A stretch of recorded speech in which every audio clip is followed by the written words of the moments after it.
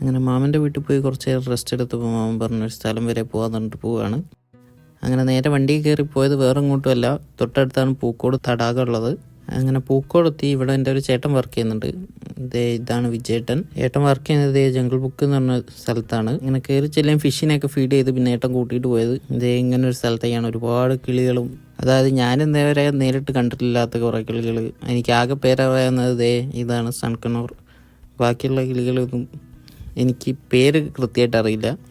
അങ്ങനെ അവരുടെ തീറ്റയൊക്കെ നമ്മൾ കയ്യിൽ തരുമ്പോൾ അവർ നമ്മളെ കയ്യിലും ദേഹത്ത് അവിടെ ഒക്കെ വന്നിരിക്കുമ്പോൾ നല്ലൊരു എക്സ്പീരിയൻസ് ആയിരുന്നു. കാരണം ഇപ്പോൾ പൂക്കോടേക്ക് കുറേ പാരൻസ് കുട്ടികളെയും കൊണ്ടൊക്കെ വരുമ്പോൾ കുട്ടികൾക്കൊക്കെ എൻജോയ് ചെയ്യാൻ പറ്റിയ സ്ഥലമായിട്ടാണ് എനിക്ക് തോന്നിയത്. അങ്ങനെ കിളികളെയൊക്കെ ഫീഡ് ചെയ്ത് കഴിഞ്ഞ് നേരെ അടുത്ത ഒരു സെക്ഷനിലേക്ക് പോയപ്പോൾ അവിടെ കണ്ടത് ഇഗ്വാനേനെയും പാമ്പിനെയൊക്കെയാണ്. ആ മുറിയിൽ ഈ മക്കാവോയും ഉണ്ട്. നേട്ടം പുറത്തെടുക്കുന്ന സാധനമാണ് ആൽബിനോ ബോൾ പൈത്തൻ.